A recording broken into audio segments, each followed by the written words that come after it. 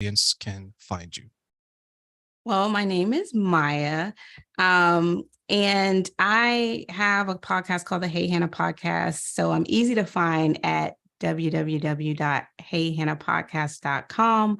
Um, and for my day job, I work in education. I actually work as a university administrator. Um, but, aside from that, because of just major life changes, I have been able to do a pivot and do some things with podcasting. So I'm kind of wearing several hats at the moment, but things are good. Perfect, perfect. So I know in the green room we talked about your journey here. So you mentioned the podcast. So take us through that. What's the origins of the podcast and what is it about? Yeah, absolutely. So as I mentioned, it's the Hey Hannah podcast. And Hannah is my daughter who passed away on last year. So the premise of the podcast is we have conversations on the platform that I thought I would have the opportunity to have with her. So we talk about all different kinds of stuff. Sometimes it's really emotional. There's some tears, there's some laughing, but as I said, I am in education. So you come away learning some things and you get some laughs and some learning along the way. So that's one thing that you'd enjoy about it if you tune in.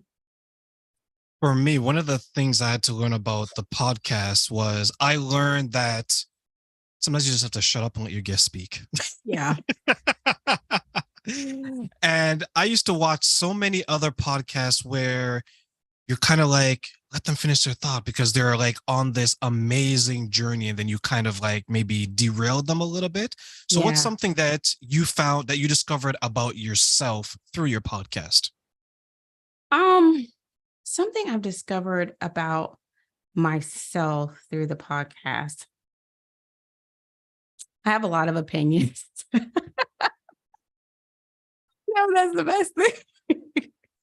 But I do. I have a lot of opinions. And, I'm like, well, this is my podcast. So I get to share them. Like, that's the safe place to do so. So I'd say that's one thing that I've learned for sure. And I have learned that, and I guess I shouldn't say that I've learned. I feel like I knew this, but it solidified it even more that um, we're all going through stuff. Everybody's going through something. And it's great to still be able to connect and feel seen and validated. I feel like a lot of us are looking for that. So that's one thing for sure that I can say that's absolutely been solidified with the platform. So, when you got into this, and I know the origins of it is you had a loss in your family, and this was in regards to your daughter, and you named it after, which I truly feel is amazing because a lot of parents that I deal with, when they're going through loss, they find their ways to kind of remember and celebrate the person that they've lost. That could be a child, it could be a brother, a sister, mother, a father, whomever. So take us through the experience of that when you're trying to overcome this part of your life as you were as you went through it and you shared it with me. Yeah, absolutely. I feel like anyone who's listening and you've dealt with grief or you are currently dealing with grief, they say that grief is one of the things that touches every single part of your life. So it's not anything that ever necessarily grows away. It's just you learn to live your life with the grief aspect now intertwined.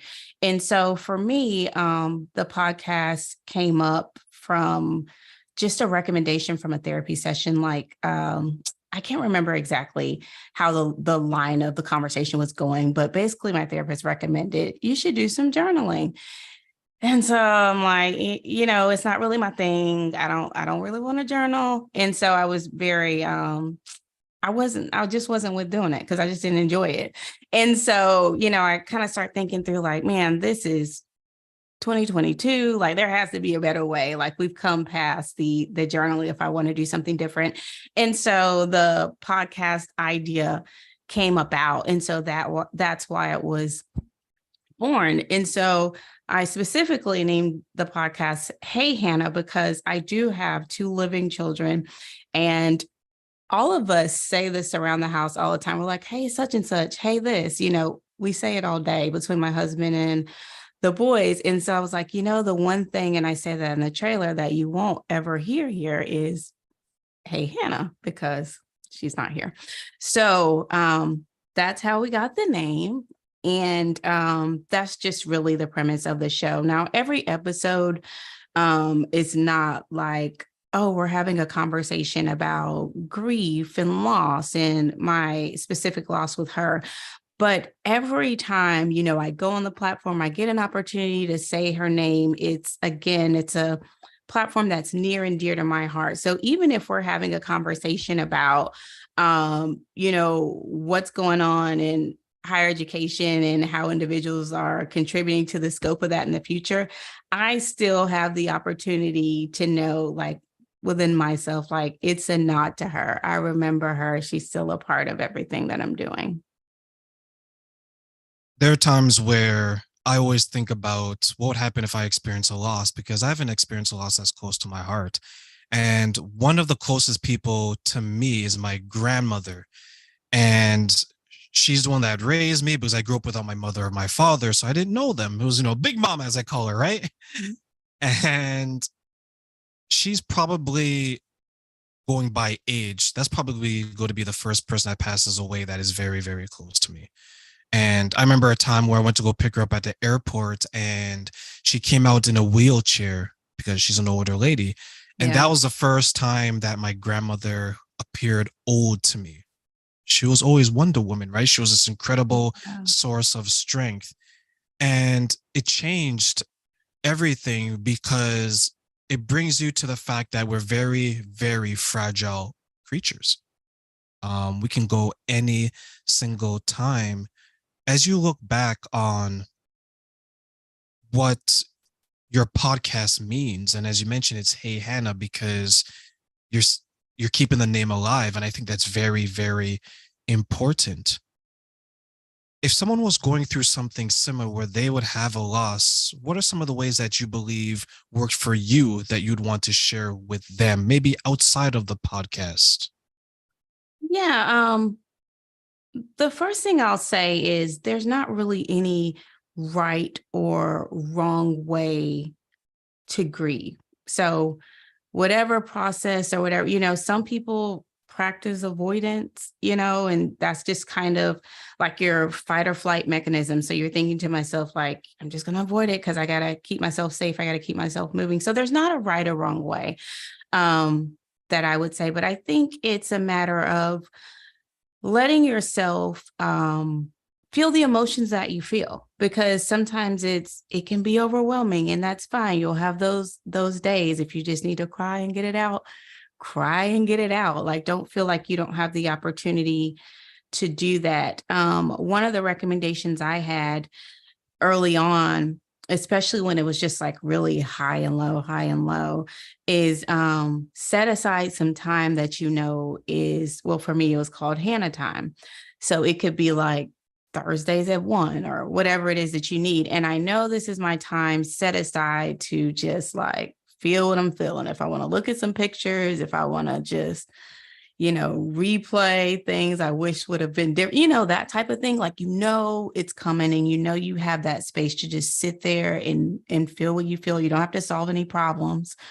Just give yourself that grace, to really be able to do that. Do you feel that you're honoring her in a way that would make her smile wherever she is looking perhaps down on you for those who follow that type of thinking and belief? Um, hmm. I think so. You know, when you have children, like, you have all of these hopes and dreams for them, it's just kind of like prematurely you're just planning things out. It's just kind of a part of how it goes. And just thinking about her, I'm like, this girl's gonna be able to be the president because I'm gonna tell her this and I'm gonna tell her, all these types of things. And just really thinking about, like, I want her to be strong. I want her to be smart. I want her to be bold. I want her to be able to clearly articulate herself, all of these types of things. And so I say that to say, I hope that she would be proud of the fact that in spite of such a train wreck, so to speak, I'm still able to make some sort of progress forward. I would want her here to be a woman that, understands life gets hard, but it is still going to move forward. And I want her to be able to be strong in the moment and feel like she would have been able to do that too. So for that reason, I feel like she would probably be smiling like, yeah, that's my mom. She's still doing it. There's some times where not the clients, the clients that I deal with and the guests, especially the ones I work with, they'll share stories that they wish it could have been different. And they'll say something along the lines that, Terrain, I just wish I had one more day, one more week, one Yeah. more month. And for you, Maya, I guess when you think about that, was there a time in your life, because I know you shared that it was so difficult for you to go through, and from what you shared, I think that was your first time experiencing a loss so close. Yeah. Right? Was there a time where you said to yourself, just give me one more hour, one more day? And if so, what would you do with the extra time looking back? Yeah. For a while, it was just kind of like a reoccurring thought. Like, if I knew this would be the last time that I got to hold her living, I never would have. Because one of the last moments, I was like, hey, can you hold her? And so I was thinking, I would think through that often. Like, if I knew that would have been the last time, I never would have let anyone else hold her. But, you know, one of the things that you learn through loss is that there's a lot of things that you just absolutely have no control over. And you can replay that, you can go through those sort of things in your mind, but ultimately it doesn't lead you anywhere. Um, you're still back to the reality of that individual's gone and just be thankful for the time you had. I'm telling you, Maya, I don't look forward to the day that I experience a loss. I think I just don't know if I could handle it, because I look at my life and the people I keep close to me, they're so important to Yeah. me, right? And it's like, what would I do? What would I say? One of my friends, he passed away at work, just collapsed in front of everyone at work. This is actually at a bank. So imagine, in front of the customers, in front of the Oh staff, my gosh. everyone, right? And I wasn't there because I worked in a different area. Mhm. And when the news was brought to me and it was shared by his boss at that time, who I knew, it was devastating because him and I always planned to meet up, and we delayed it and we delayed it and we delayed it. And now I don't have the opportunity. And this was during the lockdowns. So I wasn't allowed to attend the funeral. Yeah. Couldn't do that, right? And when I look back on it, and for those listening, we shared our love, well, my love and her hate for horror movies. They live streamed the funeral, and I'm watching this, and I was so creeped out because it's so, anyone who has ever experienced this, it's so bizarre because the camera would zoom in into the coffin and then out Oh, of the coffin, and I'm like, I can't watch this. yeah. Right? Because it reminds me of every horror movie I've ever seen when it comes to something like that. Yeah. But one thing I want to say is that I wish I didn't delay certain things. And that's why I asked you about the extra hour and extra day, because knowing what I know now, looking back, I would have said, no, let's make it for today. Yeah. Since the passing of your daughter, have you noticed any changes after that? in regards to maybe your behavior or how you operate in the world going forward?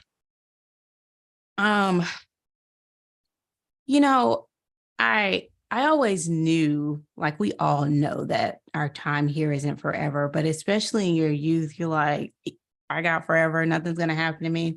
I remember I had a friend and his dad, he would always like do like these house gatherings. And so his dad would do a lot of cooking. And I remember he was telling us one time, he was like, heck, Maya, I was 30 before I even knew I could die. And so I just kind of laughed, we laughed at the time and he knew, but it's just kind of like living on the edge. Nothing's gonna happen to me. I'm young, I'm gonna be here forever. And I think post 2020, everyone's realized like anything can happen at any point. And now you hear about young people dropping down left and right. So I think just the reality of you're not guaranteed to get old. Like you really just don't know. So every moment that you have, make sure that you're capitalizing on it because there really may not be a tomorrow. For those who are watching on YouTube, Facebook, and my website, remember to like, subscribe, and share for more incredible interviews like the one we have with Maya today. And we will be back for more. So stay tuned, everyone.